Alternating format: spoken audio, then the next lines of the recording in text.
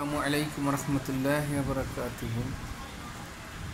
আমি কিছুদিন এই বিষয়ে আলোচনা করব, বিশেষ করে পান জর্দা নিয়ে।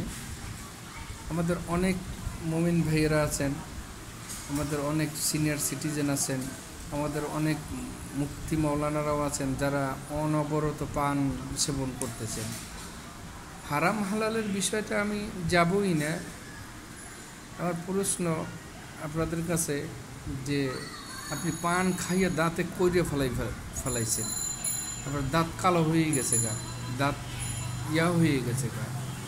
তো আসলে আপনারা এইটা কিভাবে গ্রহণ করবেন আমি বুঝতে পারতেছি না।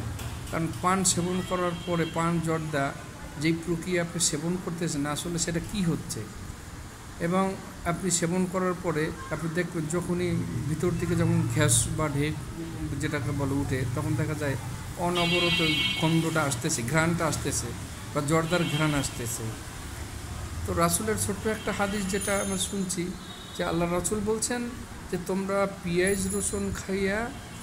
কাঁচা পেঁয়াজ রসুন খাইয়া জামাতে আইসো না।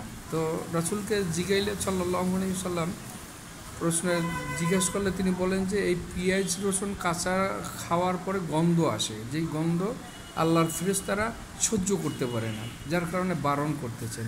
কিন্তু আপনার কাছে প্রশ্ন আমার, যারা আপনি পান জর্দা সেবন করতেছেন, আপনার পান জর্দা সেবনের পরে এটা কি প্রক্রিয়াটা কি হচ্ছে, এবং এটা কি গন্ধ ঘ্রাণ কি আসতেছে কি না আসতেছে, দীর্ঘ টাইম থাকতেছে কি না।